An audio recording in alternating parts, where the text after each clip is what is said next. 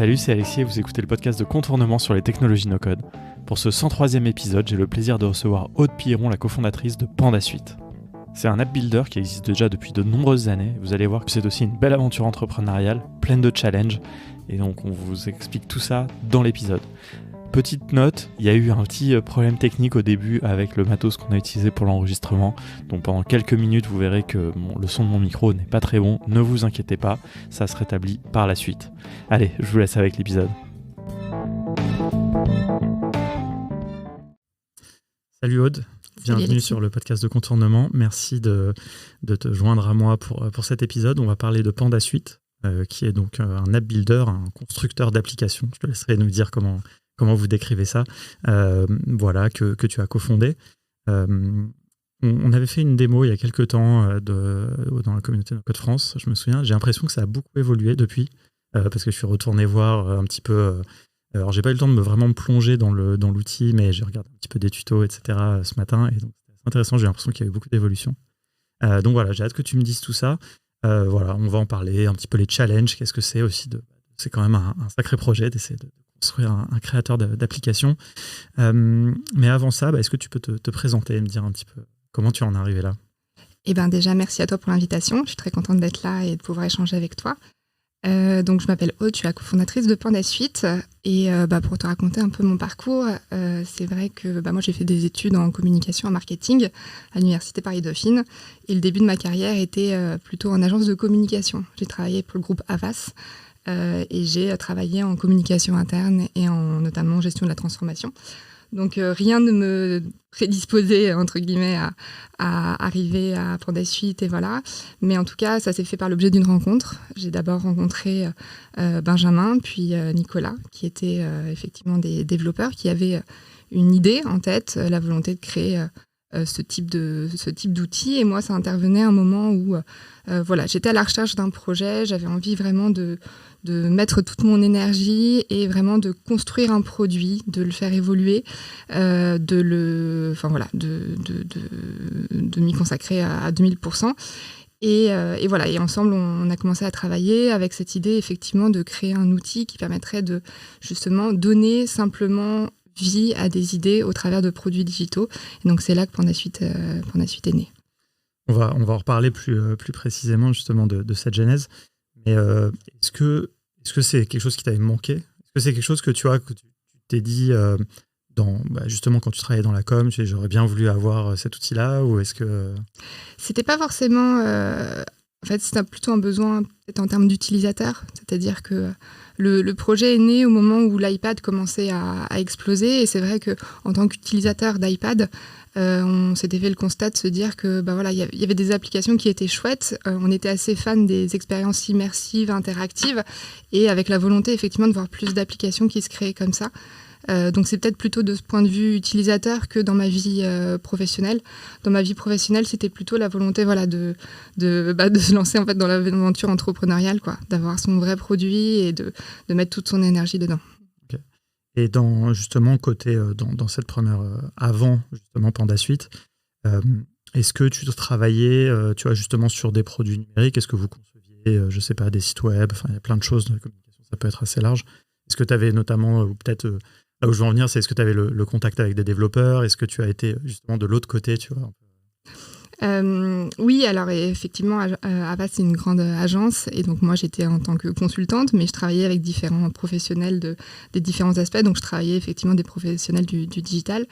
C'est vrai que moi j'ai toujours aimé les sujets techniques, je ne m'y suis pas forcément plongée directement. Moi, ce qui me drivait vraiment, c'était le contenu, l'expérience, mais j'aimais le digital, j'aimais cet aspect-là dans le sens où il y avait un aspect un peu magique de donner vie à des idées et de permettre via des lignes de code, via des aspects un peu plus techniques, de donner vie à des idées qu'on avait en tête.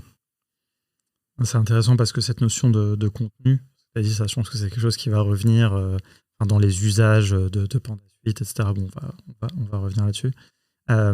Ok, c'est hyper intéressant. Est-ce que toi, tu sais coder? Est-ce que tu as appris, tu as fait des techniques, tout ça? Alors moi, pas en tant que telle, j'ai appris au fur et à mesure, je vais pas me reconnaître en tant que codeuse, mais voilà, il a fallu que j'apprenne des bases, il a fallu que je me forme, et c'est un peu mes cofondateurs qui m'ont formé au fur et à mesure et qui m'ont dit tiens, tu devrais regarder ça, tiens, tu devrais te former à ça, et aussi pour comprendre leur langage et voilà, se plonger dans ce bel univers. Ok, c'est pas du tout dans ton background. Non. Bon, j'aime bien aussi poser cette question parce que ça permet de voir un petit peu, tu vois, où est-ce qu'on va, et c'est important parce que dans les gens qui utilisent les outils no-code, et ça d'ailleurs, c'est vraiment quelque chose qui m'intéressera de comprendre un petit peu qui sont vos utilisateurs et tout, tu vois, mais il y a beaucoup de gens qui n'ont pas du tout de background technique, et ça c'est un enjeu, j'imagine, qu'on doit forcément prendre en compte quand on crée un outil no-code, quoi. Ok, on a eu besoin d'une petite pause technique pour maîtriser un petit peu ce super studio d'enregistrement. Belle couleur. Ouais, c'est clair. Bon, désolé. Du coup, on parlait de contenu, on parlait de Pandasuite. Bah écoute, allons-y, vraiment, parlons un petit peu de la genèse. Juste, tu l'as évoqué, mais comment tu as rencontré les cofondateurs ? Par des relations communes. Voilà, on est devenus amis avec Benjamin et après avec Nicolas. Okay. Voilà. Et eux avaient déjà l'idée ou vous avez décidé ensemble de cette idée Eux, ils avaient déjà une première idée en tête, sachant qu'ils avaient travaillé sur un projet d'album photo. Avec la volonté effectivement d'avoir un éditeur et après de travailler avec un imprimeur pour pouvoir imprimer les albums photos. Et voilà, les aléas de l'entrepreneuriat et tout ça, ils sont recentrés vraiment sur l'éditeur. Et donc quand on s'est rencontrés, ils avaient cette idée effectivement de créer un outil pour justement travailler et créer des expériences interactives. Donc c'est à ce moment-là où eux, avec leur bagage technique, ils recherchaient quelqu'un qui avait un bagage plus marketing et un autre aspect sur le produit pour se lancer dans l'aventure. Ça, c'est important. Hein. C'est quand il n'y a que des techniciens à bord, c'est en général, ça peut donner des très beaux produits, mais dont personne n'entend jamais parler ou pas toujours bien en lien avec la communauté, enfin, les utilisateurs, etc. Bon, ça, c'est des choses, on va revenir un petit peu justement, parce que j'ai envie de comprendre, tu vois, un petit peu comment vous avez fait. Mais avant ça, rentrons vraiment, essaye de nous décrire. Déjà, comment tu décris Pandasuite en une phrase non, d'ailleurs en autant de phrases que tu veux, mais comme si tu disais, je sais pas, à tes parents par exemple, tu vois, ou à mes parents, tu vois. C'est un outil visuel qui permet de créer des applications et des supports numériques sans avoir de connaissances techniques. Donc ça prend la forme d'un studio de création qui est sur l'ordinateur et dans lequel je vais venir apporter mon contenu, mes textes, mes images, mes audios, il y a du multimédia aussi, et il y a un ensemble de composants qui vont venir permettre de rajouter de l'interactivité et créer un support qui soit interactif et adapté à son contenu. Et après, on peut le déployer sur tous les écrans. Pas mal. ça se voit que c'est toi qui t'occupes de la communication. Non, bah, écoute, c'est hyper clair. C'est quoi les... j'essaie de... En fait, j'ai envie de poser plein de questions d'un coup parce qu'en fait, ce qui m'intéresse, c'est vraiment de comprendre, tu vois, comment vous avez fait vos choix et tout. Mais je pense que justement, avant de parler de ça, il vaut me parler de comment vraiment, tu vois, quand une personne arrive, tu vois, un nouvel utilisateur ou une utilisatrice arrive, se connecte. Comment ça se passe, quoi. Déjà, il y a une petite spécificité, c'est que vous, c'est un logiciel qu'il faut installer, par exemple. Oui. Pourquoi ? Comment ? Est-ce que tu vois, c'est de par l'interface, effectivement, de par les spécificités, les composants, voilà, toute notre architecture et nos choix techniques ont été faits là-dessus. C'est vrai qu'on a choisi un outil à installer, d'autant plus en plus que c'est un compagnon du quotidien. Il y a quand même pas mal d'aspects vraiment aussi multimédia dessus. Donc on voulait un outil qui soit simple d'utilisation et vraiment puissant. Donc effectivement, l'utilisateur, ce qu'il fait, c'est déjà qu'il peut créer un compte gratuit sur notre site. On a voulu avoir un aspect vraiment gratuit pour justement permettre à l'utilisateur de se faire son propre choix et de lui-même créer son support, son application, son support interactif, d'aller suffisamment loin pour se dire est-ce que c'est le bon outil, le montrer. Voilà, donc d'avoir un compte gratuit qui permette de faire tout ça et de pouvoir expérimenter. On a quand même pas mal d'étudiants aussi qui nous utilisent, donc on voulait avoir un outil qui soit adapté à ses usages. Et donc voilà, effectivement, il va télécharger l'application Pandasuite Studio sur son ordinateur. Et ensuite, il va choisir le type d'application qu'il souhaite créer. Alors, application au sens large chez nous, parce que ça peut être effectivement une application mobile, une web app. Ça peut être aussi une application pour tablette ou pour borne. On a pas mal de sujets pour Windows où je vais créer directement pour une borne que je vais mettre dans un salon, un événement. Donc voilà, et après, l'utilisateur importe ses contenus, il vient avec ses images, ses vidéos, son texte. Et la spécificité vraiment de Pandasuite, ça va être la liberté de création. On met ça vraiment en avant. En fait, on peut créer vraiment tout sur mesure, à la différence d'autres outils qui ont peut-être plus des briques préétablies qu'on vient connecter les unes avec les autres. Nous, on voulait, à la manière des Lego, avoir effectivement alors nous, ça va être des composants suffisamment flexibles et puissants qu'on puisse connecter les uns avec les autres. Et voilà, que ce soit vraiment le projet, que ce soit la créativité qui permettent de donner vie à des projets extrêmement différents. Ce qui permet qu'aujourd'hui, via un seul outil, on peut aussi bien faire une application mobile qu'on va mettre sur l'App Store, un audio guide pour un musée par exemple, faire une borne interactive pour un salon pour mettre en avant sa dernière innovation produit, faire de l'e-learning, faire un contenu interactif, un quiz pour mettre sur un site, voilà, d'avoir une seule plateforme pour tous ces usages. C'est vraiment du logiciel au sens large, quoi, quelque part, quoi. C'est vraiment cette idée de... Et ça, je trouve ça assez chouette, parce que c'est de la liberté, quoi, tu vois, quelque part, c'est vraiment ça, pour moi, la différence entre les outils no-code de nouvelle génération, si j'ose dire, et ce qui pouvait exister avant. Je sais pas, quand les gens, tu vois, ils nous demandent est-ce que WordPress est un outil no-code ou pas, bah, je sais pas, mais en tout cas, ce qui est sûr, c'est que WordPress... Tu peux pas faire ce que tu veux vraiment avec. Tu peux faire des super sites, c'est pas. Mais voilà, il y a vraiment des limites. Et alors du coup, par exemple, si j'essaie de m'imaginer visuellement le studio, enfin, si je veux mettre des composants, c'est du glisser-déposer. Si je mets un truc, ça va rester là où c'est. Exactement. Ouais, ça va être du glisser-déposer. Ça va être, je vais avoir ma bibliothèque de médias. Je vais venir rajouter mes éléments. Je vais utiliser ma souris pour agrandir. Je vais ensuite sélectionner directement. C'est un joli exercice de le faire à l'audio. J'aime bien. Voilà. Donc, je vais venir sélectionner mes éléments de l'interface et je vais avoir une fenêtre qui va me permettre de pouvoir rajouter, de définir des actions. Dire, bah voilà, en cliquant ici, il se passe ça.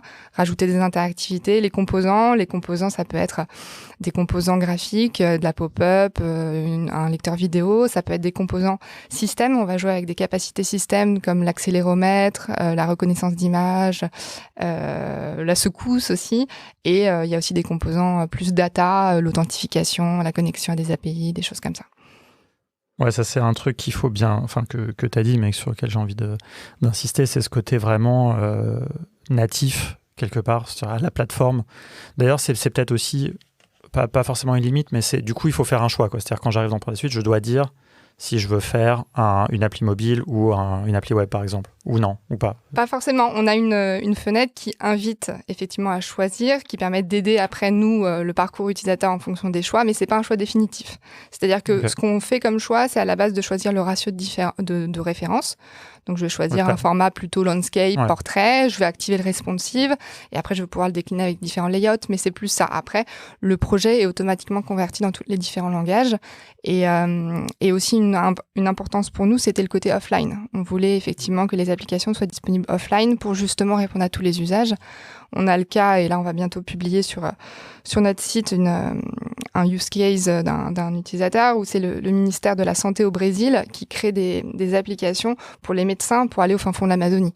Bah là, c'est sûr qu'il faut du offline pour pouvoir aller sur le terrain. Ouais, alors, carrément, et ça tu fais bien encore une fois aussi d'insister là-dessus, quoi. De toute façon, je pense que tu sais que c'est un peu de force une caractéristique, parce que c'est vrai que je crois que j'ai eu la question pas plus tard que hier ou avant-hier, vraiment de comment est-ce que je peux faire une appli offline et tout. D'ailleurs, je suis désolé, j'ai pas pensé à vous, tu vois, comme quoi j'ai pas assez, mais maintenant, tu vois, qu'on a eu cet échange, ça sera le cas. Mais c'est pas on vit dans un monde hyper connecté. En tout cas, nous, dans nos vies comme ça d'occidentaux, c'est même pas qu'une question d'Occident, hein, d'ailleurs, mais c'est aussi une question pour compléter, on va dire d'occidentaux pas pro, tu vois, je sais pas quoi, faut formuler bizarrement en termes de persona, mais voilà, mais c'est tout de suite, dès que tu arrives sur des gens qui sont plus pros, qui sont sur des terrains, qui sont pas en ville, qui travaillent sur des chantiers, des choses comme ça, ou alors dans d'autres régions du monde, on n'est plus du tout dans cette hyperconnectivité. En fait, on a tendance à l'oublier. Et ça, je le dis même pour moi comme un mémo, parce que des fois, quand les gens me disent, bah oui, moi j'ai envie de faire une appli hors connexion, alors il y a des gens, ils le font, c'est pas pour les bonnes raisons, quoi. Mais tu vois, il y a vraiment ce truc de... Nous, je pense que c'est venu aussi en fait, très rapidement, quand on a commencé à travailler sur l'outil, on a travaillé directement avec des partenaires et on a travaillé beaucoup avec des acteurs culturels, des musées. Et là, c'était, voilà, j'ai un musée et j'ai pas de connexion à l'intérieur de mon musée. Donc ça, voilà, concrètement, il a fallu répondre à ça. Et là, en ce moment, beaucoup, j'en parlais tout à l'heure, mais les bornes, les salons, c'est typiquement le type de lieu où, voilà, t'as pas de connexion. Donc, quand tu te balades, effectivement, dans Paris avec ton téléphone, ça va, mais dès que tu arrives dans des cas un peu particuliers, la connexion est un vrai enjeu. Et d'autant plus maintenant, j'y reviendrai, mais Pandasuite, en début d'année dernière, a rajouté la brique data, donc qui dit connexion API, qui dit effectivement gestion des données, comment on fait pour récupérer tout ça. Donc voilà, c'est un enjeu, notamment des applications qui sont plus dynamiques. Et alors, justement, donc tu vois, c'est alors juste pour finir sur ma question de tout à l'heure, parce que je suis pas sûr de... Tu vois, est-ce que par exemple, tu fais... Parce que tu vois, on a beaucoup en tête, tu vois, les usages de Bubble, etc. Donc, de faire cette question du responsive, tu vois, de dire parce qu'on veut faire que notre site web, enfin notre application web soit aussi disponible, qu'elle fonctionne en tout cas sur un téléphone. Et d'ailleurs, c'est pas toujours pertinent, hein, tu vois. Mais vous, du coup, comment vous traitez ça? Est-ce que vous, c'est un peu l'inverse, c'est plutôt on crée pour un support ou On va créer en fonction d'un layout, effectivement, qu'on va choisir. Donc, je vais partir sur mon téléphone. Je vais activer le responsive. Donc, ça va faire en sorte que ça s'adapte effectivement sur toutes les tailles de téléphone et sur tout ce type d'orientation. Par contre, à partir du moment où j'arrive sur un autre type de téléphone où j'ai une consultation qui sera peut-être plus adaptée sur du paysage et je vais tourner mon téléphone, là, nous, on a ce qu'on appelle des layouts, qui est la possibilité de gérer différentes mises en page en fonction de... Donc, on a un peu les deux. On a du responsive et de l'adaptative avec les layouts. Ok. Non, c'est intéressant parce que c'est pas toujours pertinent, tu vois. Enfin, c'est-à-dire, ça dépend aussi du projet. Moi, j'aime bien, je crois, pas mal au fait de se dire... c'est surtout vrai pour le contenu, mais je pense que c'est vrai aussi pour les applications. C'est-à-dire que quand tu fais quelque chose pour un canal, je vais prendre un exemple très bête, hein, mais tu vois, faire une vidéo TikTok, c'est pas la même chose que faire une vidéo YouTube. Et tu prends une vidéo YouTube, tu la mets sur TikTok, ça peut marcher, mais personne va regarder parce qu'en fait, tu suis pas les codes, quoi. C'est un peu pareil en fait avec le mobile, je trouve, dans pas mal de... Faire une appli, et je pense encore plus dans le contexte de vos clients, et justement, tu vas nous donner plus d'exemples, tu vois, des gens qui utilisent. Mais voilà, se dire, OK, là, je vais faire quelque chose qui doit fonctionner sur une borne dans un musée. Je veux dire, c'est pas la peine de se dire que ça va fonctionner sur un téléphone. Tout à fait. Il y a pas mal de ça, tu vois, parce que souvent, les gens, je pense, ont envie d'imaginer tous les cas de figure. C'est au cas où, tant qu'à faire, si je fais un truc, je veux que ça marche partout, mais en fait, c'est pas toujours pertinent, quoi. Oui, et souvent, je vais vouloir changer aussi un peu ma navigation entre les différents supports. Le mobile, je vais vouloir faire apparaître ma petite tab bar. Sur la tablette, ça va être différent. Donc voilà, il y a toute cette gestion-là où on se dit, si vous voulez un autre type de support, vous allez peut-être réinterroger les choses, vous allez vouloir montrer plus un contenu différent. Donc, vous pouvez le penser à travers les layouts. Et alors, justement, tu parlais de la donnée. Donc là, on parlait pas mal du côté graphique. Et moi, il y a deux questions. Donc forcément, c'est toujours il y a les trois parties, tu vois. Il y a le design, les données et puis la logique, quoi. Et donc du coup, donc là, on a parlé du côté graphique et de comment on crée ces interfaces, etc. La donnée, comment c'est géré? Alors effectivement, on était rentrés, nous, vraiment par l'aspect graphique. Nous, à la base, ce qui nous plaisait, c'était ces applications peut-être un peu plus statiques, mais où il se passait des choses. Une des applications qui nous servait de base et qui nous avait inspiré à la base, c'était au moment de l'iPad, j'en parlais, mais c'était l'application Your Choice d'Al Gore. C'était une application qui sensibilisait sur les enjeux climatiques et je pouvais bouger la tablette, souffler dessus, il se passait quelque chose. Et au final, le fond rejoignait la forme et je comprenais effectivement le message. Donc on est rentré là-dedans. On est commencé par la tablette, ensuite on a décliné, on a fait le mobile, on a fait le web. Voilà, on s'est assuré vraiment d'avoir la même expérience sur tous les supports. Et de plus en plus est arrivée cette question de par nos utilisateurs, parce qu'on fait attention à vraiment être à leur écoute et être toujours dans une phase de co-construction avec en fonction de leurs besoins. Il y avait de plus en plus ces besoins. Tiens, j'ai un catalogue, mais je vais pas tout recréer de A à Z dans Pandasuite. Tiens, j'ai mon système avec une API, comment je peux me connecter. Donc de plus en plus, et il y avait aussi beaucoup de logique, vu qu'on est sur de la gamification, on a sur des applications qui sont très ludiques, donc très rapidement, même pour du digital learning, comment je compte des scores, voilà. Donc cette question de la donnée est arrivée de plus en plus présente. Et nous, en fait, la manière dont on voulait la gérer, on voulait faire une vraie évolution de Pandasuite et surtout gérer la donnée aussi de manière aussi flexible que le reste. Donc en fait, on a géré tout comme une source de données. Et donc, en début d'année dernière, ça fait 1 an maintenant, joyeux anniversaire, on a développé et on a publié une nouvelle version de PandaSuite Studio avec effectivement la possibilité de se connecter à une source de données. Donc la source de données peut être externe. Je peux me connecter via le composant HTTP à une API. Ça peut être via des automatisations. Je peux me connecter avec des webhooks. Je peux utiliser aussi une base de données interne à PandaSuite pour pouvoir effectivement même faire des variables. Mais voilà, on voulait que toute cette flexibilité qu'on avait déjà avec tous les composants de PandaSuite, on puisse la retrouver aussi via la donnée, via la gestion de la donnée dans l'interface. Alors donc pour bien expliciter, premier truc, c'est la base de données interne. Donc ça, c'est intégré dans l'outil, c'est-à-dire je peux déclarer à quoi ça ressemble. Est-ce que c'est un petit peu comme un espèce de mini Airtable ou est-ce que pas du tout? Est-ce que c'est... Ça va être en beaucoup plus simplifié, c'est-à-dire que voilà, ça va être vraiment, je vais pouvoir avoir un schéma assez libre pour pouvoir créer ma propre structure de données avec des propriétés, des types de propriétés et pouvoir les organiser comme je veux. Au niveau de l'interface de création, je vais pouvoir choisir ma source de données. Donc, cette source de données peut être cette base de données-là, ou effectivement peut être une source de données externe via un composant HTTP ou via différents composants qu'on a à disposition avec des exemples comme Airtable, effectivement. Et ça, c'est justement pour le... Pardon, désolé pour les questions un peu techniques, mais tu vois, ça m'intéresse forcément, tu vois, c'est un peu les trucs que les gens aussi sont curieux, je pense. Tu vois, par exemple, donc, pour Airtable, est-ce que vous avez un composant vraiment natif, en quelque sorte, ou est-ce que c'est à travers l'API, justement À travers l'API, voilà. Ça fait partie des évolutions qu'on envisage. Pour l'instant, c'est via l'API. Voilà. Et ça fait partie des réflexions qu'on a, effectivement, pour les principales sources de données. Après, j'imagine que c'est un peu... on en reparlera, justement, un petit peu comment vous suivez un petit peu les avis de vos utilisateurs, etc. Mais moi, si je me place de votre point de vue, j'imagine bien que c'est difficile il y a tellement de sources de données possibles. Et c'est ça qui est... Moi, c'est un de mes chevaux de bataille, je sais pas. Bref, c'est que les gens apprennent à utiliser les API, quoi.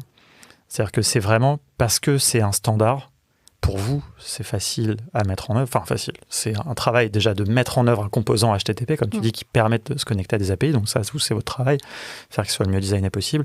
Et après, aux gens de comprendre comment ça fonctionne pour se connecter, s'ils veulent à Airtable, s'ils veulent à des trucs exotiques, s'ils veulent à, je sais pas, une API Open Data proposée par le gouvernement, enfin, tu vois, des choses comme ça. Et ça, c'est hyper important. Et parce qu'en fait, vous ne pourrez pas faire tous les connecteurs du monde de toute façon.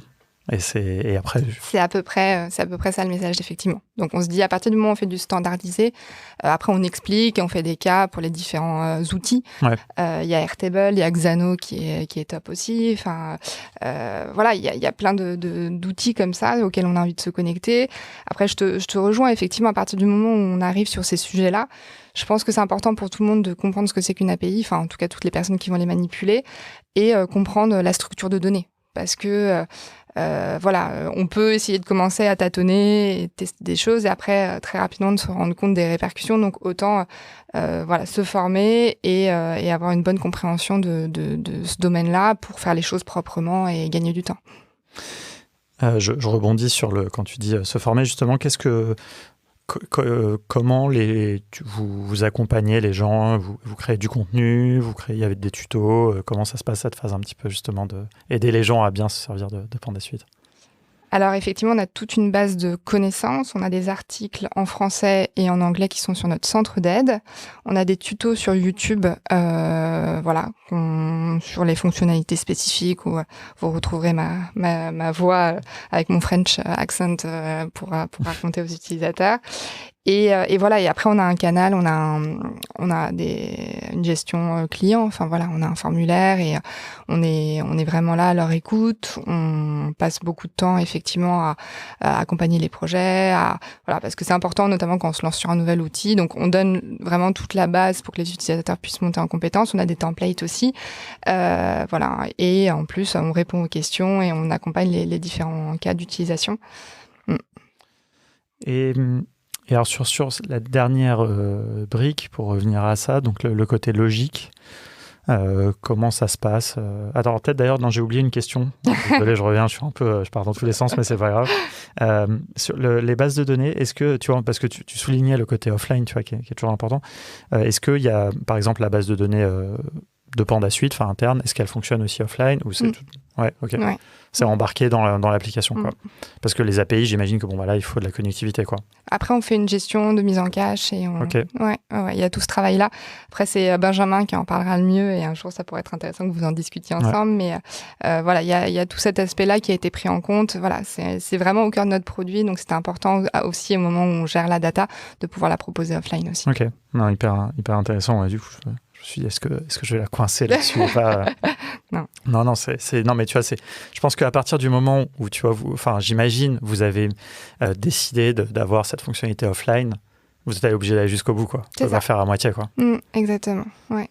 C'est intéressant, en même temps, c'est un sacré challenge. C'est un challenge, parce qu'aprais, il y a effectivement la gestion de l'espace disponible, comment s'assurer que l'expérience utilisateur derrière, elle soit bonne. Enfin voilà, ça pose d'autres questions, d'autres interrogations.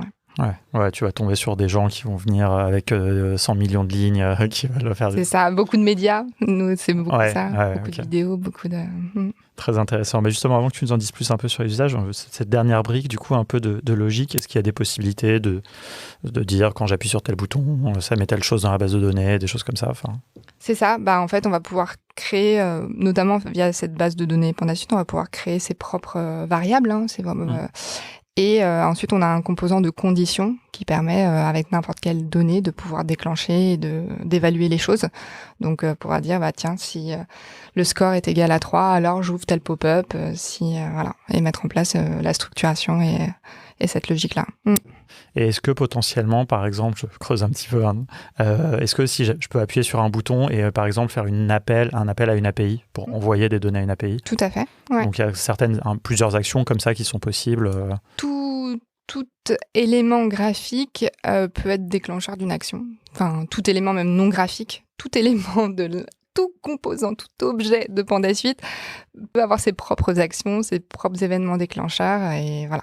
D'où ce côté Lego, imbrication. On a des composants de synchronisation qui permettent de synchroniser plusieurs composants ensemble.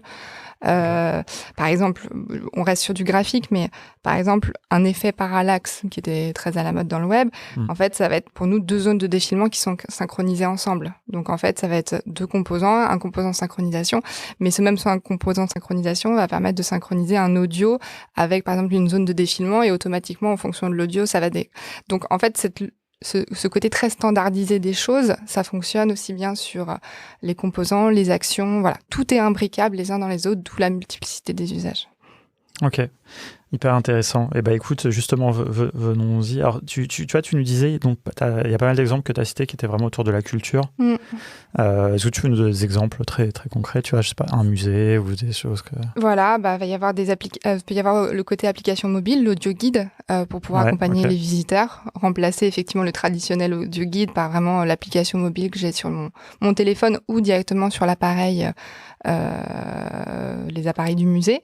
Ça peut être des bornes interactives installées dans le musée. Sur les audio guides, désolé, je t'interromps. Je t'en prie. C'est un truc que j'ai j'ai une révélation il n'y a pas très longtemps, j'en ai parlé dans un épisode du podcast, mais tu vois, j'avais jamais pensé à aller, quand j'étais à Athènes, j'avais jamais pensé à aller regarder sur Internet s'il y avait un audio guide que je pourrais installer sur mon téléphone. Tu vois, moi, dans ma tête, t'arrivais à la caisse, tu devais payer un truc, on te donnait un petit device, tu vois, je sais pas comment dire, un petit appareil, tu vois. Enfin, j'étais bloqué là-dedans. Ça montre peut-être que je vais pas assez souvent au musée. Et en fait, j'ai trouvé ça, franchement, j'ai trouvé ça génial, quoi. Enfin, tu vois, du coup, j'ai fait toute une visite avec mes écouteurs et tout. Je trouvais ça trop confortable. À quel point c'est complexe, tu vois. Je sais pas si j'imagine, alors pas pour le Louvre, tu vois, mais si j'ai un musée, mais si je voulais faire l'audio guide d'un petit musée, tu vois, avec PandaSuite, c'est quoi la complexité, tu vois, un peu, c'est... Ça va être assez simple. Après, tout dépend effectivement de ce que tu veux. En général, l'audio guide, c'est pensé pour être simple. Donc, en fait, ça va être un principe de fiche avec de l'information textuelle, visuelle et éventuellement de l'audio. Après, l'enjeu, c'est savoir comment est-ce qu'on fait que l'utilisateur ait accès à la bonne information au bon endroit. Soit c'est un menu qui permet effectivement à l'utilisateur ou alors une carte pour dire voilà, je suis là. Nous, ce qu'on avait vu et mis en place, c'était il y avait aussi beaucoup d'utilisation des beacons, ces petits capteurs de proximité qui fonctionnent via Bluetooth, donc qui étaient installés dans les musées. Nous, on est compatibles, et donc ça faisait que quand je rentrais dans la salle ou dans le champ, le beacon était détecté et j'affichais la bonne information. Aussi, on a eu pas mal de sujets là-dessus, la reconnaissance d'images. On avait notamment une application qui était à la Cité de la Mode et du Design, c'était une application de photographe. Là, on pouvait scanner directement la photo en face de nous pour accéder au contenu. Il y avait du contenu audio, quoi que ce soit. C'était pas un QR code, quoi. C'est genre tu prenais en photo Exactement, la reconnaissance d'image, c'est le même principe que le QR code, sauf que en fait, c'est n'importe quelle image que tu choisis. Et il n'y a pas cette prise de photo, c'est juste tu ouvres l'appareil photo et il reconnaît sur la technique du template matching effectivement le contenu qui est derrière. Ok. Et tout ça, c'était embarqué dans l'application. Exactement, voilà. Et après, voilà, c'est des contenus assez simples. En général, l'audio guide, voilà, l'idée, c'est vraiment de simplifier l'accès au contenu. Et donc, moi, par exemple, admettons, j'ai enregistré tous mes audios pour chaque statut de mon musée. Je les importe, vraiment les fichiers en tant que tels, quoi. Et puis après, je dis, par exemple, je fais des fiches. C'est ça. Tu peux faire un principe de fiche, template, voilà, tout le temps avec ton texte, avec ton audio. Tu peux même créer un player sur mesure, donc avec tes boutons, play, pause, et mettre un petit texte en dessous, et voilà. Ok. Non, c'est pas que j'ai pas forcément une idée de faire ça, mais je trouve ça hyper intéressant parce que ce que je vois, c'est que moi, le truc que j'avais acheté à Athènes, tu vois, par exemple, c'était pas le truc du musée, quoi. C'était un truc, je sais pas, enfin, j'étais passé par Get Your Guide et puis ils m'avaient redirigé. Au début, je croyais que j'allais acheter un truc de Get Your Guide, mais en fait, ils m'ont redirigé vers une appli de gens random, tu vois, enfin, je sais pas qui c'est. Et j'aurais payé 10 balles et franchement, c'était très bien fait, tu vois. Et je me dis, tu vois, c'est-à-dire, en fait, tout le monde potentiellement peut faire ça, quoi. C'est ça. C'est ça. Après, on n'a pas que des musées, ni d'instituts culturels. On va beaucoup bosser avec les entreprises et des agences de communication. Il va y avoir la digitalisation de supports existants. Il va y avoir des apps internes pour intégrer les nouveaux collaborateurs, par exemple. Ça, c'est un gros sujet qu'on avait. On va avoir des apps catalogues produits pour les commerciaux sur le terrain. On va avoir du digital learning, parce que souvent, quand on dit e-learning, il y a des plateformes e-learning existantes, mais avec des contenus de formation assez standardisés. Voilà. Donc, nous, on va pouvoir aller plus loin vers du serious gaming, des environnements un peu plus immersifs. On va avoir ce que je te disais, pour des salons, pour des événements, des manières de mettre en avant des innovations produits et des contenus, des brochures interactives, du magazine, enfin voilà.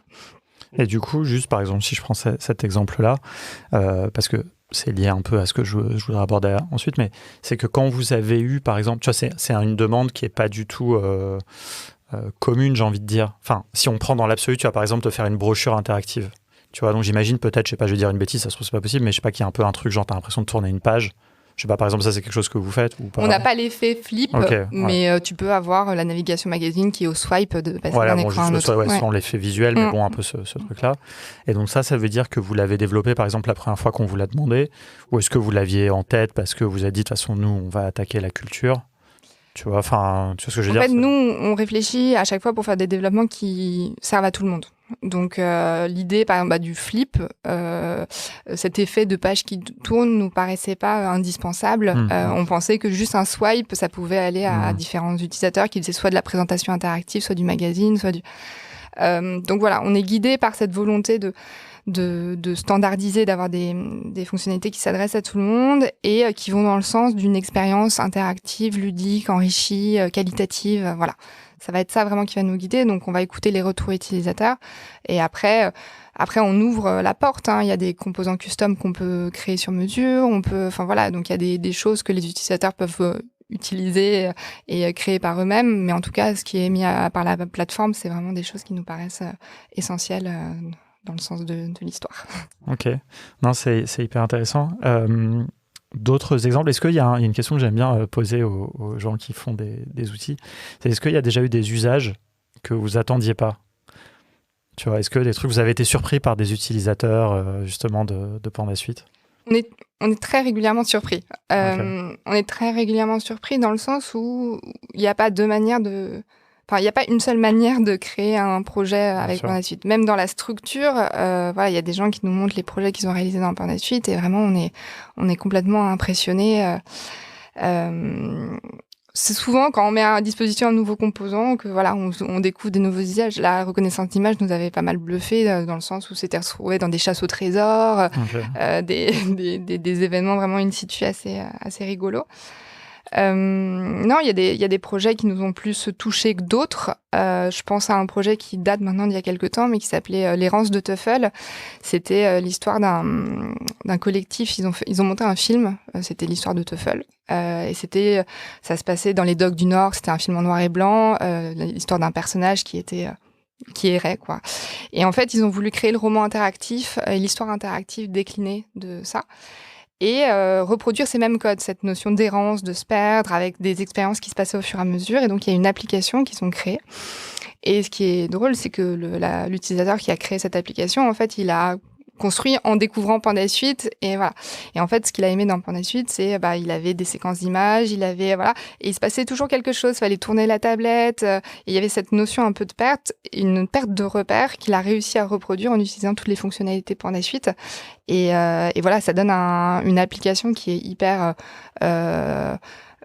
immersive, on se replonge dans l'univers, et il avait vraiment exploité de manière très qualitative les différents composants de l'outil. C'est génial, parce que j'imagine que ça, c'est exactement ce que vous voulez, c'est-à-dire plus vous travaillez à rendre l'outil libre, comme tu le disais dès le début, plus vous allez pouvoir être surpris. C'est ça. Et agréablement surpris, j'imagine. Est-ce que vous avez déjà été désagréablement surpris? Enfin, je sais pas, des gens qui ont fait des trucs bizarres, tu vois. Après, chacun fait créer ce qu'il veut. Non, pas particulièrement, non. Ok. Justement, sur la question un peu des utilisateurs, tu vois, qui sont les gens, enfin, tu vois, un peu le fonctionnement, tu vois, c'est-à-dire, est-ce que vous créez aussi des choses avec Pandasuite? Est-ce que, tu vois, si par exemple un musée vient vous voir, ou est-ce que c'est plutôt des intermédiaires, tu vois, des agences qui elles-mêmes travaillent pour un musée, tu vois, un petit peu, c'est quoi votre population d'utilisateurs, quoi? Nous, alors déjà dans les utilisateurs finaux de la solution, il va y avoir des créatifs, des graphistes qui travaillent plutôt l'aspect visuel des choses et à qui manque la brique technique pour donner vie à aller plus loin. Et on va avoir des développeurs, des no-codeurs, qui ont parfois plus la brique technique et qui justement cherchent des outils pour aller plus vite et pour gagner du temps et pour aller plus loin. Donc voilà, on a ces deux aspects-là. Et après, nous, on travaille, nous, on est vraiment concentrés sur l'édition et le développement de Pandasuite. On est vraiment les éditeurs. Après, on est entouré d'un écosystème de partenaires qui sont des agences, des free, qui connaissent très bien la solution et qui permettent de, s'il y a un besoin effectivement de, tiens, je veux quelque chose en Panda, mais j'ai pas le temps ou l'envie de m'y former. Voilà, c'est des partenaires de confiance vers qui on peut rediriger nos interlocuteurs. Ok. Avant justement de continuer là-dessus, il y a une question que les gens doivent se poser forcément, c'est combien ça coûte, tout ça? Alors, effectivement, on a deux modèles d'abonnement. On a la partie création et la partie diffusion. La partie création, c'est je vais utiliser Pandasuite Studio et je vais exploiter toutes les fonctionnalités, mais je vais rester dans l'environnement de Pandasuite. Donc, soit j'ai un compte gratuit qui me donne accès à quasiment toutes les fonctionnalités, mais qui me limite à un seul projet, ou soit j'ai un compte pro qui est avec un nombre illimité de projets. Donc ça, c'est quand je vais un peu plus loin, voilà, qui est à 29 € par mois ou 290 € par an. Et après, on a des formules de diffusion. Donc, où intervient la limite entre création et diffusion, c'est vraiment quand je sors de l'environnement, quand je vais créer, exporter mon IPA, publier sur l'App Store, prendre mon zip ou quoi que ce soit. Et là, j'ai différentes formules en fonction de est-ce que c'est du web, est-ce que c'est de l'iOS, Android, du Windows, voilà. Est-ce que c'est un seul projet, plusieurs projets? C'est à partir de 79 € par mois ou 790 € en paiement one shot. Ok. Vous, c'est quoi tu vois, l'idéal, enfin, je passe peut-être un peu bête, tu vois, mais un peu le personnel, les gens, les utilisateurs idéaux un peu que vous avez envie d'attirer? Ça, c'est pas tant les utilisateurs idéaux, c'est les projets idéaux. C'est-à-dire, c'est des projets qui veulent être un peu différents, qui veulent être un peu interactifs, un peu visuels, qui veulent, qui veulent raconter les choses différemment. Mais ça peut être très large, hein. Ça peut être vis-à-vis des collaborateurs de son entreprise, ça peut être vis-à-vis d'une cible externe, mais c'est plutôt, c'est des gens qui ont de la curiosité, qui ont de l'envie de faire des choses propres, des belles choses. Il y a un aspect très esthétique, très beau, très interactif aussi dans Pandasuite, dans cette volonté de pouvoir tout créer sur mesure. Okay. Voilà. Et donc, si je pose la question un peu à l'inverse, tu vois, enfin, ou quel quels sont les trucs que tu penses qui sont pas idées, tu vois, même si vous essayez de faire un truc le plus libre et open possible, tu vois, quels sont les use cases qui sont pas très adaptés ou... Ça va être de faire une marketplace, de faire un Facebook-like, de faire un Uber-like, voilà, des choses qui sont des apps qui sont très centrées autour de la donnée. Dans PandaSuite, ça va être un aspect visuel et données, voilà. Mais si c'est des sujets qui sont très plateforme de mise en relation avec des chats ou des choses comme ça, PandaSuite sera pas l'outil adapté. Et de toute façon, on va le dire très ouvertement aussi, dès que les gens nous contactent, on leur dit. Ouais. Bon, je pense qu'il faudrait aussi dire aux gens qui n'ont pas besoin d'un 15e clone de Airbnb ou de Uber, etc. Mais bon, ça, c'est un autre sujet. Ok. Non, écoute, c'est hyper intéressant. Et alors, cette communauté un petit peu justement autour de vous, d'utilisateurs, d'utilisatrices, comment vous la fédérez? Comment vous les interrogez? Est-ce que tu disais un petit peu tout à l'heure déjà que vous les impliquez un petit peu vous écoutez en tout cas ce qu'ils vous disent. Est-ce que tu vois, je vais pas poser toutes les questions en même temps. Déjà, première question un peu sur la communauté, l'animation de la communauté. Alors, c'est vrai que la communauté, ça a toujours été au cœur et vraiment hyper important pour nous. L'outil, j'en ai pas parlé, mais ça fait quand même quelques années qu'il existe. C'est vrai, moi, je t'ai pas demandé. Donc c'est vrai que c'est là où on voit que je suis pas un grand journaliste. Non, mais il existe depuis 2015. Et en 2015, quand on a lancé la bêta, on l'a lancé auprès d'étudiants. C'était vraiment notre cœur de cible et on a vraiment eu à cœur de faire en sorte on aimait bien bosser avec des étudiants parce qu'en plus, c'est des profils qui blaguent pas et qui ont tellement l'habitude de switcher entre des différents outils. Ils vont pas utiliser le filtre et ils vont dire honnêtement ce qu'ils en pensent. Et voilà. Donc, on a tout ce cœur-là. À l'époque, quand on avait des locaux dans Paris, on faisait même des ateliers découvertes. Tous les mercredis matins, on organisait des petits ateliers de 2 heures dans nos locaux et c'était top parce que ça nous permettait de justement mieux se connaître, prendre le temps, voilà. Bon, après, il y a le Covid qui est passé par là et qui a un peu changé les choses. Aujourd'hui, on recentralise encore cette communauté, mais on a à cœur de trouver des moyens, donc ça fait partie de nos axes de réflexion, de décentraliser et qu'on soit pas au cœur et que des utilisateurs entre pandas puissent se parler et puissent le faire. Voilà, ça fait partie de nos axes de développement et de réflexion importants. Aujourd'hui, c'est plutôt nous qui faisons la mise en relation. Okay. Et pourquoi le nom d'ailleurs, PandaSuite? On aime bien le panda, on aime bien tout ce qui est autour du panda. Ça peut être partie d'un attrait personnel. Après, ça nous correspondait bien sur la philosophie qu'on voulait avoir derrière l'outil. On aime le côté force tranquille du panda. Voilà, c'est puissant, mais en même temps, c'est cool, relax et ça va bien se passer. Ok. Et alors justement, donc. Autre question, un peu plus la question un petit peu product management, tu vois, que je trouve qui est hyper intéressant, parce que c'est un vrai challenge. Enfin, on arrivait à faire justement tout ce qu'on évoque depuis tout à l'heure, avoir un outil ouvert, puissant, dont les gens puissent se servir facilement, mais en même temps qu'ils puissent faire des trucs de ouf avec et tout.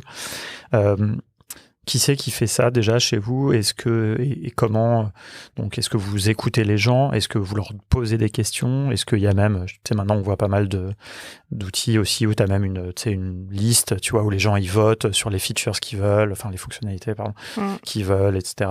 Il y a des gens aussi qui disent ça, c'est une très mauvaise idée d'ailleurs. Enfin, il y a plein de vues en fait un peu sur ce côté-là. Alors, nous, on a effectivement ce type d'outil. Après, on l'a vis-à-vis de l'interne. Nous, on l'alimente. On a régulièrement des retours utilisateurs et on leur demande, mais c'est plus au one-to-one, de nous faire des retours. J'en ai encore eu un ce matin, un utilisateur qui a dit, voilà, retour de ma première expérience. Et à partir de là, effectivement, on a nos propres outils internes qui nous permettent de calibrer en fonction, effectivement, du nombre de demandes et de la pertinence en fonction de la roadmap.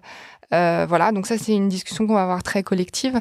On va avoir entre cofondateurs ça pour réaligner et définir effectivement qu'est-ce qui est le plus important en fonction de notre roadmap produit. Okay. Je t'ai pas demandé d'ailleurs justement, et ça nous amène un petit peu sur la dernière partie, combien vous êtes dans l'équipe? Enfin, c'est quoi un peu votre structuration et comment ça a évolué? On est 3 cofondateurs. Et on a après en fonction des besoins des stagiaires ou des apprentis qui viennent accompagner, mais on est une toute petite équipe. Okay. Et ça a toujours été comme ça? Enfin, est-ce que c'est une volonté aussi? Est-ce que c'est, tu vois, un peu, c'est quoi vos ambitions? En fait, on travaille bien ensemble, on se connaît bien, ça fonctionne bien, et voilà, on avait à cœur d'être indépendants, on est tous passionnés par le produit.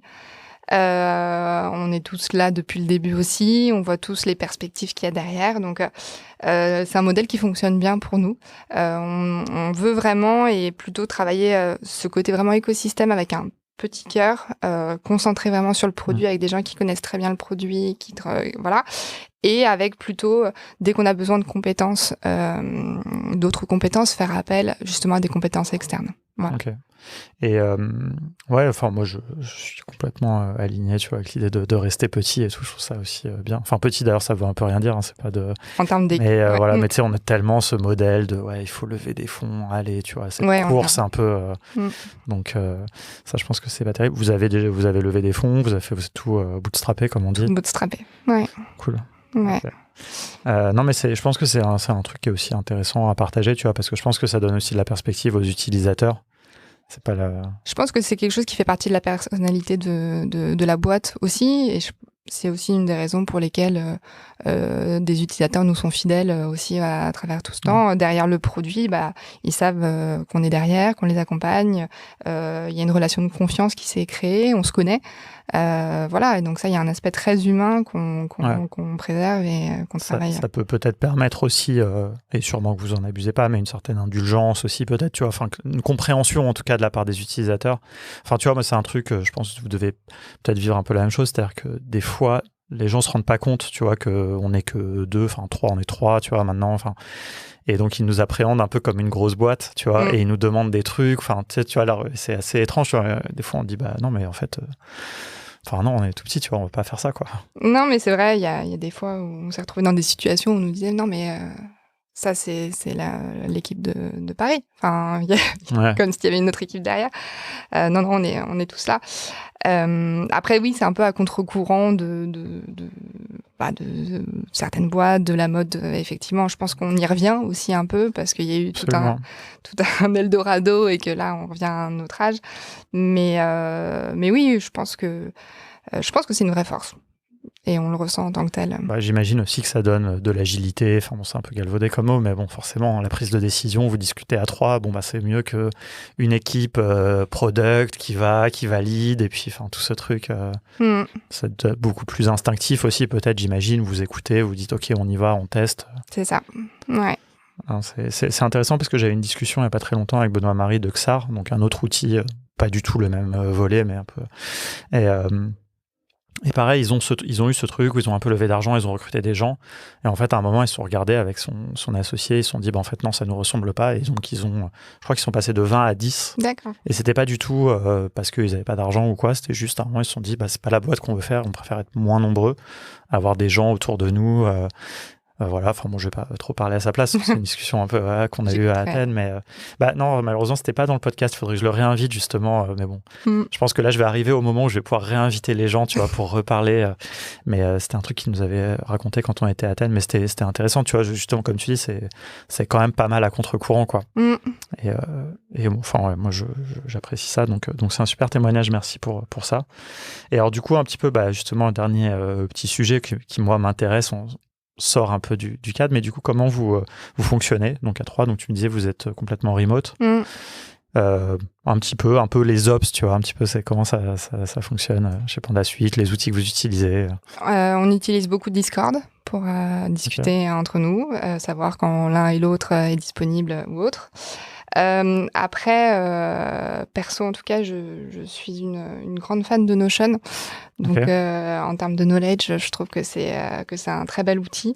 Donc, voilà, il y a eu toute une phase d'organisation et de reformalisation parce que effectivement, on est une petite équipe, mais il y a tout un enjeu effectivement de structuration de tous nos documents, de toute notre manière de faire, de notre gestion de projet, des CRM. Donc, voilà, là moi je suis à fond derrière Notion et j'en exploite chaque jour. En fait, j'aime bien cet outil dans le sens où il y a un côté où il me rappelle un peu PandaSuite sans prétention vis-à-vis de nous, dans quel sens, je sais pas trop, mais dans le sens où c'est une page blanche.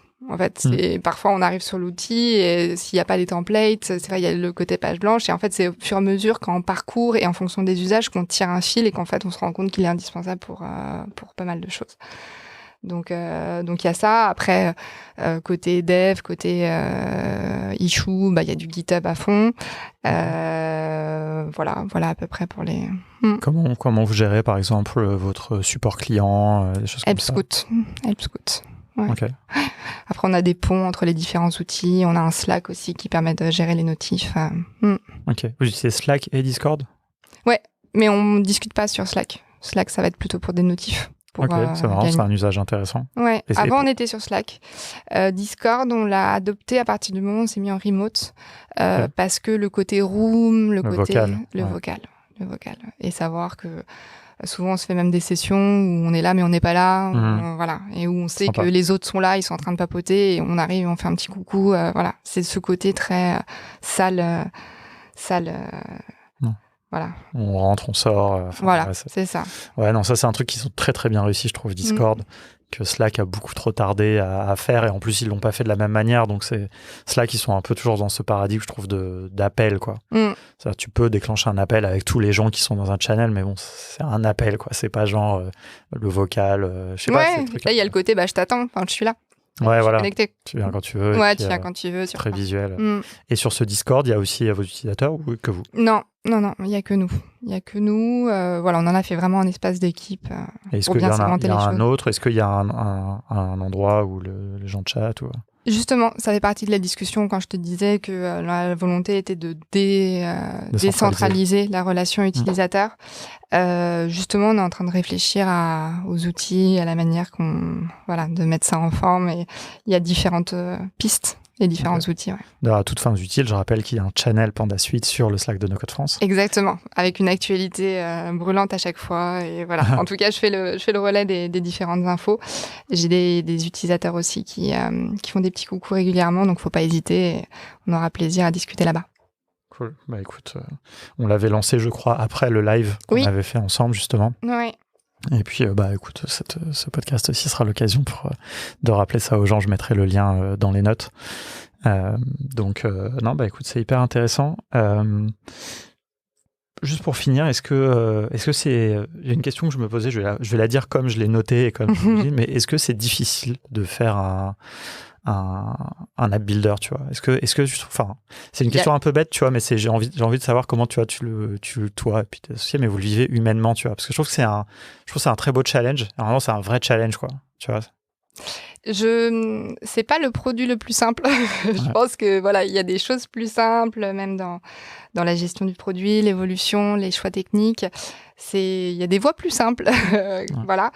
Après, c'est un produit coup de cœur. En fait, il y a un côté où vraiment c'est un produit qui nous plaît, et je pense aussi le fait qu'on ait choisi d'être une petite équipe, qu'on est passionné, que c'est notre bébé depuis le début, c'est ça aussi qui donne l'énergie de faire évoluer les choses et de tous les jours travailler dessus, et voilà, il y a un champ des possibles qui est incroyable.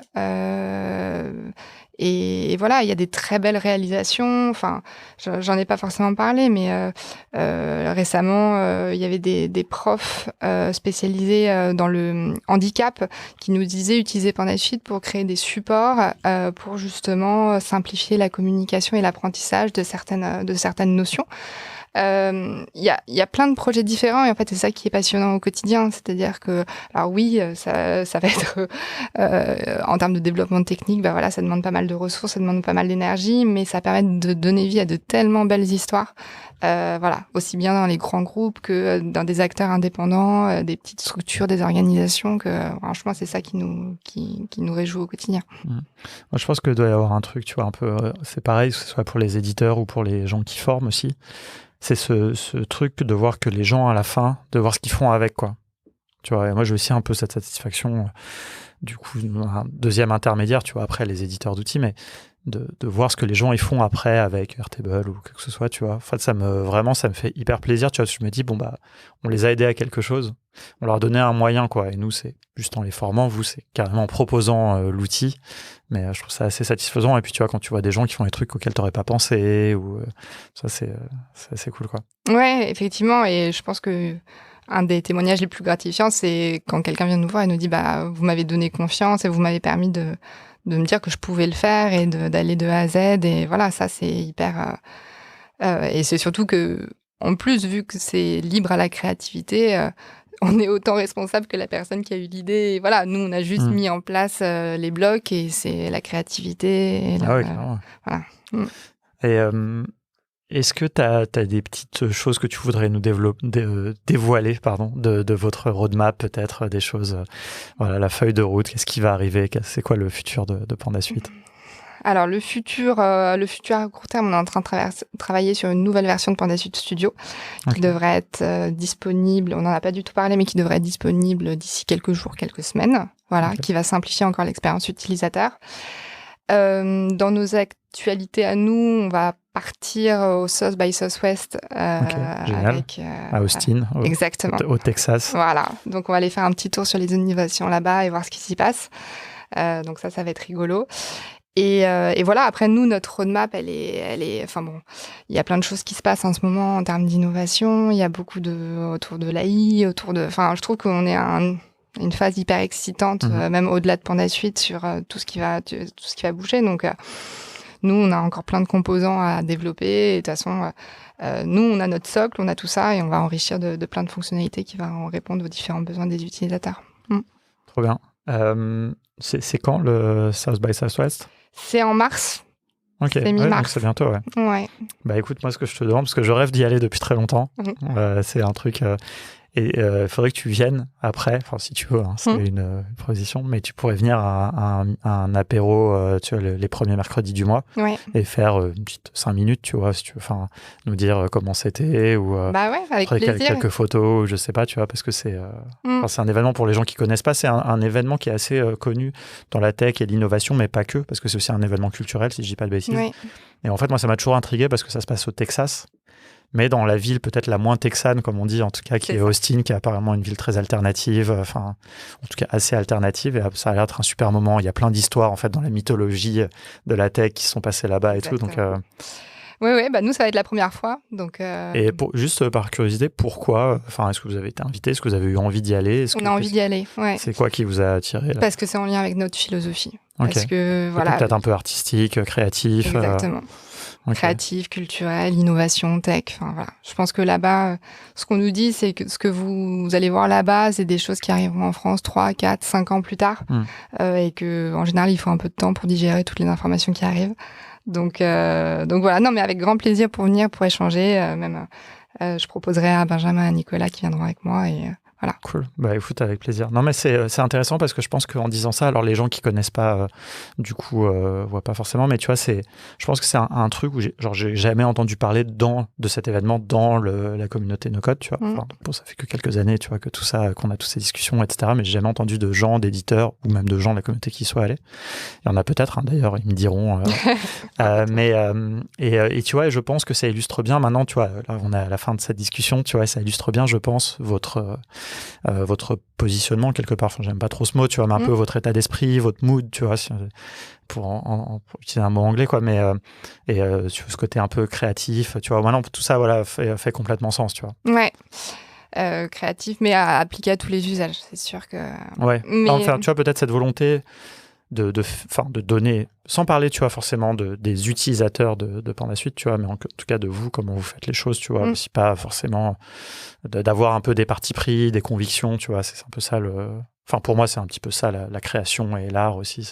C'est pas juste essayer. C'est un peu, je mettrais ça un peu à l'inverse du côté très start-upper que j'aime pas, d'essayer de faire un truc qui marche pour tout le monde, que le but, c'est de faire un gros truc, tu vois, mais sans âme, sans cœur, quoi. Ouais. Non, mais c'est tout à fait en lien avec la philosophie. Ça fait des années qu'on a envie d'y aller, donc on va aller faire un tour. On s'est dit que cette année, c'était la bonne raison. Mais oui, effectivement... Et juste un mot aussi, parce que tu parles du no-code, de la communauté no-code. C'est vrai que c'est une communauté qui est top. Enfin, moi, j'ai plaisir, et là, de le dire au micro, je te l'avais déjà dit quand je t'avais croisé la dernière fois, mais je trouve que on a de la chance d'avoir cette communauté-là. Il se passe pas mal de trucs en France. Et voilà, il y a un bon état d'esprit, il y a pas mal d'échanges. Donc voilà, sinon on peut contribuer à faire des retours d'expérience sur l'événement auquel on va ou quoi que ce soit. Mais en tout cas, c'est un plaisir d'en faire partie. J'ai une dernière question. C'est toujours comme ça à la fin, il y a toujours 12 dernières questions. Mais parce qu'après, en plus, j'aurai la vraie dernière question. Mais non, c'est parce qu'en fait, je pense à ça, tu vois, je fais des connexions au fur et à mesure. Mais donc, tu fais partie du SFPN, si je dis pas de bêtises. Oui. Et donc, je sais qu'au SFPN, il y a un groupement, un collège, je ne sais plus comment ça s'appelle, un collège, je crois, des éditeurs français, tu vois. Ouais. Qu'est-ce que tu dirais dessus? Je ne veux pas poser une question bizarre, tu vois, mais parce que moi, j'ai l'impression que vous êtes un peu, je vais le dire moi, tu vois, comme ça, mais tu vois, vous êtes un peu différent, tu vois, d'autres outils français. Mais je sais pas. Tu entends? Ouais. Enfin, non, mais tu vois, et du coup, je me pose la question de comment ce groupement fonctionne. Tu vois, est-ce que je sais pas. Tu vois, juste le seul que j'ai en tête, c'est Time Tonic parce que j'avais échangé avec Jean-Michel. Ouais. Et par ailleurs, je trouve que ce qu'ils font est très bien. Tu vois, mais pour moi, c'est quand même très différent, quoi. Un jour, quand même, il faudrait que d'ailleurs je l'invite dans ce podcast pour qu'on échange. Mais je sais pas. Alors nous, effectivement, on est membre du SFPN. À vrai dire, on suit plus qu'on est actif. On aurait plaisir à être beaucoup plus actif dedans, mais il y a une réalité de temps et voilà. Donc ces fameuses 24 heures. Donc, il paraît, voilà. Mais non. Enfin voilà, il y a plein de choses. Je pense qu'il y a plein de choses entre effectivement No Code France et le SFPN qui sont aussi à orchestrer et à mettre en place. Je sais que le Cube, tout le monde organise vraiment beaucoup de choses et met en place ça. On l'a suivi un peu de loin, pour être tout à fait honnête. Voilà, donc j'ai pas de retour particulier à faire, si ce n'est que c'est des bonnes initiatives et qu'à partir du moment où ça donne de la visibilité à tout le monde et voilà, ça c'est top. Et parce que du coup, enfin c'est la question. Non mais parce que du coup, tu disais que vous faisiez vos contenus en anglais. Vous avez des utilisateurs à l'étranger. Ouais, tout à fait. On a des Canadiens, on a, je parlais du Brésil, on a en Asie. On a un peu partout, ouais. On a fait le choix depuis le début d'avoir un outil en 2 langues et de produire tous les contenus en français et en anglais et de garder le français parce que c'est important pour les Français enfin voilà, et on est français donc voilà. Donc c'est un double challenge au niveau de la rédaction de contenu et voilà. Par contre les vidéos YouTube, on a fait le choix, on a abandonné le français et on a des sous-titres français automatiques. Mais ouais, non, je comprends. Et du coup, ça légitime aussi d'autant plus d'aller à un événement international comme South by Southwest. Ouais. Mais ouais, non, c'est intéressant, tu vois, parce que dans la communauté, on a plusieurs exemples d'éditeurs qu'on va considérer français. Tu vois, on a par exemple WeWeb qui sont complètement tournés vers je vais dire les États-Unis, mais bon, enfin l'international, mais l'anglais. Ouais. Et alors peut-être je vais dire une bêtise, mais tu vois, par exemple Time Tonic, j'ai l'impression qu'ils sont très franco-français, ce qui serait logique par rapport à leur histoire et au fait ils sont construits avec les PME et tout, et c'est d'ailleurs une de leurs forces, je pense, tu vois, c'est d'avoir construit le produit avec leurs utilisateurs. Mais donc c'est très ancré, quoi, dans un. Alors peut-être je vais dire peut-être ça se trouve leur produit est disponible en anglais, donc les utilisateurs anglais, donc je sais pas. Mais tu vois, c'est du coup vous êtes un peu entre les deux. Peut-être j'ai l'impression un peu plus peut-être tourné vers l'international. Enfin, je sais pas. Non, mais quand je dis ça, c'est pas. C'est une belle ambition aussi, tu vois. Oui, non, après on peut pas non plus se mettre partout, voilà, mais en tout cas, on a un outil qui est disponible et les ressources permettent à toute personne qui se trouve dans n'importe quel pays d'être en capacité de monter en autonomie et nous on fait le support en français et en anglais. Donc ça c'est chouette, on a des utilisateurs en Angleterre, on a des utilisateurs en Allemagne, voilà, on a beaucoup d'Europe et aussi pas mal de Canada, États-Unis, Brésil, voilà. Mais c'est toujours c'est un vrai parti pris et de garder les deux parce que pour moi la France a ses spécificités, donc c'est important aussi de proposer des contenus et un accompagnement pour la France et on est français et voilà, et de s'ouvrir à tout le monde. Bien sûr. Super. Bon, écoute, merci beaucoup pour cet échange. Alors, merci à toi. Enfin, la vraie dernière question. Où est-ce qu'on peut vous suivre? Est-ce que en dehors des contenus que vous publiez par rapport à PandaSuite, vous partagez des choses, un peu peut-être sur votre aventure entrepreneuriale ou je sais pas, tu vois, un petit peu toi, personnellement, et puis... Pas beaucoup, mais on va le faire de plus en plus. Voilà. C'est une vraie volonté de justement communiquer plus pour pas être juste derrière des news produits ou des choses comme ça, mais raconter l'histoire. Donc je pense que notre déplacement aux États-Unis sera aussi une occasion et on va le documenter. Et voilà. Nous, on parle de plus en plus sur LinkedIn et sur Twitter. Je dirais que ce sera les 2 canaux de communication les plus adaptés. Donc en tant que PandaSuite et en mon nom aussi. Voilà. Cool, tu me donneras de toute façon les liens et puis on mettra tout ça dans les notes comme d'habitude.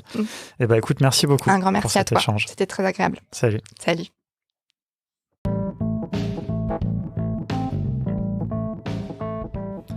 Merci beaucoup d'avoir écouté jusqu'au bout, ça fait plaisir, j'espère que vous avez apprécié cet échange. Pour moi c'était vraiment passionnant, à part évidemment les petits soucis techniques. Juste pour l'anecdote, donc on a enregistré ça dans un studio qui était un vrai studio de podcast avec du vrai matériel mais qu'il faut opérer soi-même. Voilà, c'est un concept assez intéressant d'ailleurs, voilà, dans le 18e vers Pigalle. Si ça vous intéresse, je vous donnerai les coordonnées. Mais sauf que voilà, moi je suis pas ingénieur du son et donc en fait malgré que ça soit du matos où il y avait il m'avait envoyé évidemment un peu la doc, j'avais regardé une petite vidéo YouTube et tout pour me familiariser, mais je sais pas, il y avait des réglages chelous, j'ai pas bien compris ce que j'ai fait, et donc voilà, donc on a fait cette petite pause, mais bon voilà, après le son était encore mieux même, j'ai envie de dire, parce qu'il n'y avait pas tous ces trucs de compression, etc. Donc voilà, bref, ça c'était pour la petite anecdote, hein, donc voilà, comme quoi quand on sait pas s'en servir, il ne faut pas utiliser du matériel trop professionnel, trop exigeant. Ça pourrait tout à fait se transposer d'ailleurs aux outils no-code. Utilisez des outils no-code qui sont adaptés à votre niveau. Bref, tout ça pour vous dire que je suis très content voilà, jusqu'à ce 103e épisode. Le 104e épisode, c'est un épisode un petit peu spécial que j'ai enregistré en live, mais c'est un vrai épisode de podcast, hein, mais c'est un échange que j'ai enregistré dans le cadre de la matinale des Ops avec Taha de Eden AI, qui est un agrégateur d'API. Voilà, et puis après, on se retrouvera pour un autre épisode, pour l'épisode 105. Je ne vous le dévoile pas tout, mais il va y avoir plein de gens intéressants, comme d'habitude. Et puis merci d'avoir écouté jusqu'au bout. Si vous avez des idées de gens, je vous le dis toujours, hein, et vous ne le faites pas beaucoup d'ailleurs, mais n'hésitez pas à me suggérer des gens que je devrais interviewer. Et puis voilà, je vous dis à très bientôt. Allez, salut.